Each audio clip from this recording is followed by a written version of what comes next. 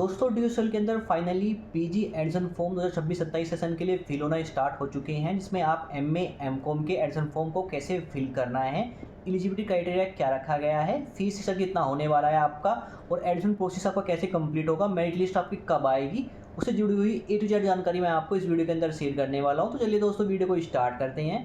साथ ही दोस्तों अभी तक आपने चैनल को सब्सक्राइब नहीं किया, चैनल को सब्सक्राइब जरूर कर लीजिएगा, वीडियो चलेगा वीडियो को लाइक और शेयर जरूर कीजिएगा। तो देखिए दोस्तों ड्यूसल के अंदर पीजी के एडमिशन फॉर्म को फिल करने से पहले आपको ड्यूसल की मेन वेबसाइट पर जाना है। मेन वेबसाइट पे आते ही आपको डैशबोर्ड पे ही एकेडमिक सेशन 2026-27 के यूजी पीजी एडमिशन फॉर्म के ऑप्शन देखने को मिल जाते हैं। तो यहाँ पे आपको यूट्यूब चैनल मिल जाएगा, इंस्टाग्राम चैनल का लिंक मिल जाएगा, साथ ही यूजी पीजी एडमिशन फॉर्म का यहाँ पे आपको ऑप्शन देखने को मिल जाता है। तो हम यहाँ पे बात कर रहे हैं पीजी एडमिशन फॉर्म की।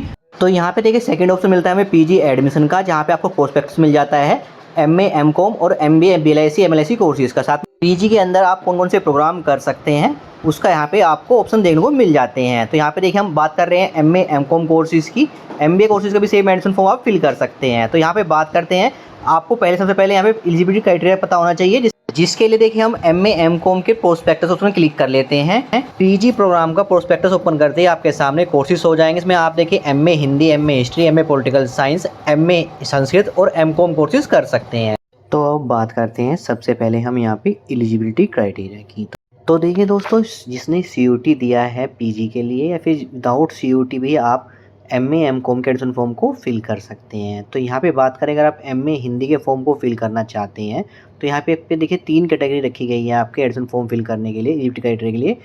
Category 1A, category 1B, category 2A। Category 1B के अंदर यदि आपने किसी भी यूनिवर्सिटी से बैचलर कोर्स किया हुआ है तो वो कैटेगरी 1A सेलेक्ट करनी है। अगर आपने मास्टर किया है किसी भी यूनिवर्सिटी से तो कैटेगरी 1B सेलेक्ट करनी है। अगर आपने एमए हिंदी ऑनर्स कोर्स किया है दिल्ली यूनिवर्सिटी से तो आपको कैटेगरी 2A सेलेक्ट करनी होगी।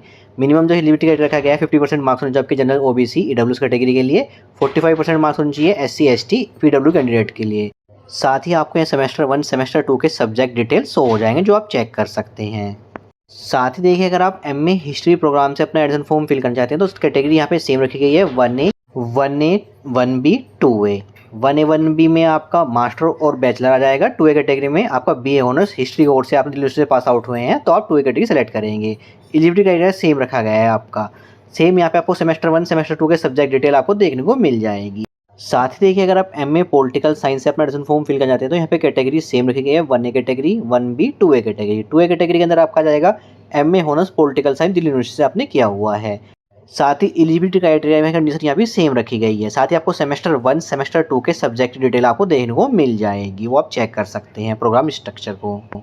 साथ ही अगर आप एमए संस्कृत से अपना एडमिशन फॉर्म फिल करना चाहते हैं तो यहाँ पे बात करते हैं एलिजिबिलिटी क्राइटेरिया की। इसमें आपको 4 कंडीशन देखने को मिलती है, 4 कैटेगरी 1A 1B 1C और 2A। 2 में आ जाएगा आपका एमए ऑनर्स संस्कृत से आपने दिल्ली यूनिवर्सिटी से किया हुआ है तो आप 2A कैटेगरी में फॉर्म फिल करेंगे। एलिजिबिलिटी कंडीशन सेम रखी गई है। साथ सेमेस्टर 1 सेमेस्टर 2 के आपके प्रोग्राम स्ट्रक्चर सब्जेक्ट शो कर जाएंगे, वो आप चेक कर सकते हैं। साथ ही बात करें, अगर आप एमकॉम के एडमिशन फॉर्म को फिल करना चाहते हैं तो एलिजिबिलिटी कंडीशन जो यहाँ पे रखी गई है उसमें 2 कैटेगरी आपको देखने को मिलेगी, 1A कैटेगरी और 2A कैटेगरी। 1A कैटेगरी आपने किसी भी यूनिवर्सिटी से BCom honours course, BCom course, BCom BBA BCA जो भी आपके कॉमर्स रिलेटेड सब्जेक्ट्स हैं वो आपने किसी भी यूनिवर्सिटी से किए हुए हैं फिर यूनिवर्सिटी से तो आपको कैटेगरी 1A सेलेक्ट करनी है। अगर आपने यही कोर्सेज दिल्ली यूनिवर्सिटी से किए हुए हैं तो आपको 2A कैटेगरी सेलेक्ट करनी है। साथ ही एलिजिबिलिटी कंडीशन यहाँ पे रखी गई है 50% मार्क्स होने चाहिए जनरल ओबीसी और ईडब्ल्यूएस कैंडिडेट के लिए, 45% मार्क्स होने चाहिए मिनिमम आपके एससी एसटी पीडब्ल्यू कैंडिडेट के लिए। साथ ही आपको सेमेस्टर 1 सेमेस्टर 2 के सब्जेक्ट डिटेल आपको देखने को मिल जाती है, यानी प्रोग्राम स्ट्रक्चर आपको देखने को मिल जाएगी एमकॉम कोर्स। तो अब बात करते हैं यहाँ पे फीस स्ट्रक्चर के बारे में। अगर आप MA political science, MA history, MA Sanskrit कर जाते हैं तो यहाँ पे general category SC ST OBC और ईडब्ल्यू कैंडिडेट जो फीस रहने वाली है इस बार है आपकी 12,820 रुपये आपकी फ़ीस होने वाली, जो कि आपकी 1 ईयर की फ़ीस है। इसमें आपकी एग्जाम फ़ीस 1620 रुपये भी ऐड होती है। तो आपको 1 ईयर का जब एडमिशन फॉर्म फिल करेंगे तो उसमें आपको कोई एक्स्ट्रा एग्जाम फॉर्म फिल करने की जरूरत नहीं है 1 ईयर तक, यानी सेमेस्टर 1 सेमेस्टर 2 के अंदर लिए आपको कोई एग्जाम फॉर्म फिल करने की जरूरत नहीं है। बाकी अदर कैटेगरी के लिए जो फीस स्ट्रक्चर है वो आप देख सकते हैं, जिसमें क्या फीस स्ट्रक्चर होने वाला है वो आप चेक कर सकते हैं। सेम बात करते हैं, अगर आप एमए हिंदी करना चाहते हैं फिर या एमकॉम करना चाहते हैं, जो फीस स्ट्रक्चर होने वाला है हमारा 13,120 रुपये इस बार आपको पे करने होंगे 1 ईयर की। इसमें आपकी 1,920 रुपये आपकी एग्जाम फीस भी इंक्लूड होती है। बाकी अदर कैटेगरी जो फीस स्ट्रक्चर है वो आप चेक कर सकते हैं कि किस कैटेगरी की, स्पोर्ट्स कोटा कैटेगरी की या फिर जो अदर कैटेगरी कोटा के अंदर आते हैं उसकी फ़ीस कितनी होने वाली है, पीडब्ल्यू कैंडिडेट की फ़ीस कितनी होने वाली है, वो आप चेक कर सकते हैं। साथ ही बात करते हैं मोड ऑफ एडमिशन के बारे में। तो देखिए दोस्तों, अभी आपको सिर्फ यहाँ पे रजिस्ट्रेशन फॉर्म फिल करना है। जब एडमिशन क्लोज हो जाएंगे उसके बाद मेरिट लिस्ट आएगी। मेरिट लिस्ट में आपका नेम आने के बाद आपको अपना एडमिशन फीस पे करके अपना एडमिशन कंफर्म कराना है। तो बात करते हैं मेरिट लिस्ट 3 कैटेगरी में आपकी इस बार आने वाली है। इसमें कैटेगरी 1 के अंदर जिसने CUET से अपना एडमिशन फॉर्म फिल करेंगे अपना, उसकी मेरिट लिस्ट सबसे पहले आपको देखने को मिलेगी। उसके बाद मेरिट लिस्ट देखने को मिलेगी आपकी कैटेगरी 2A से, यानी दिल्ली यूनिवर्सिटी से अगर आपने कोई कोर्सेज किया हुआ है उस बेस पर अपना फॉर्म फिल किया है तो 2A कैटेगरी की आपको अलग से मेरिट लिस्ट देखने को मिलेगी और 1A 1B 1C कैटेगरी की मेरिट लिस्ट आपको अलग से देखने को मिलेगी। तो मेरिट लिस्ट में नेम आने के बाद आपको अपना एडमिशन फीस पे करके अपना एडमिशन कन्फर्म करना है। तो अब बात करते हैं कैसे आपका एडमिशन फॉर्म को फिल करना है। तो हम यहाँ पे बैक आते हैं डैशबोर्ड पे, उसमें मिलता है apply online for PG courses, उसमें क्लिक करते हैं। क्लिक करते हैं हम PG के डैशबोर्ड पे आ जाएंगे जहाँ से आपको एडमिशन फॉर्म को फिल करना है। तो यहाँ पे देखिए आपको PG एडमिशन फॉर्म का तो कोर्सेज कर सकते हैं, उसकी डिटेल मिल जाएगी। साथ में एडमिशन फॉर्म फिल करने के लिए लिंक मिल जाता है और लॉगिन करने के लिए यहाँ पे लिंक देखने को मिल जाता है।